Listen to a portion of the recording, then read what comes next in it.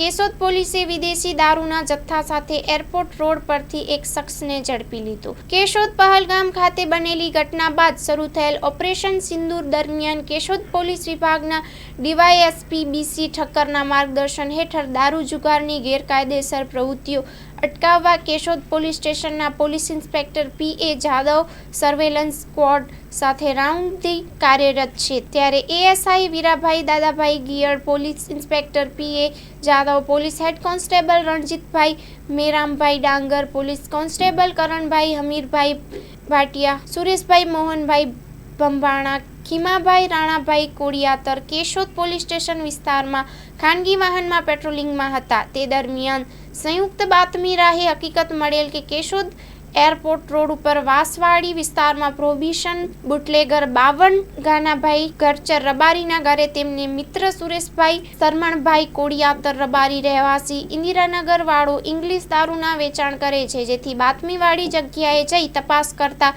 વાસાવાડી વિસ્તારમાં prohibition bootlegger 52 ગાનાભાઈ ગરચરના ઘરે તપાસ કરતા આ 52 ગાનાભાઈ ગરચર પોતાના રહેણાંક મકાને હાજર ના હોય ત્યાં એક ઈસમ હાજર હોય તેવું પંચો રૂબરૂ નામ ઠામ પૂછતા સુરેશભાઈ સરમણભાઈ કોડિયાતર ઉંમર 20, ધંધો ડ્રાઇવિંગ, રહેવાસી કેશોદ એરપોર્ટ રોડ તુલસીનગર વાળો હોવાનું જણાવેલ અને તેની સાથે રાખી એક દક્ષિણ બારનું માલઢોર ઢાર્યું હોય, જેમાં પંચો સાથે રાખી ચેક કરતા એક કોથળામાં જોતા એક ખોખાની પેટીમાં ભારતીય પરપ્રાંતીય બનાવટી ઇંગ્લિશ દારૂની બોટલો ભરેલ જોવામાં આવેલ। જે તમામ બોટલો જોતા બોટલ નંગ 11 અને કંપની સીલપેક અને બોટલો ઉપર મેજિક મુવમેન્ટ ગ્રીન વોડકા જોવા મળેલ। જે એક બોટલની કિંમત ₹1600 ગણી કબજે કરેલ।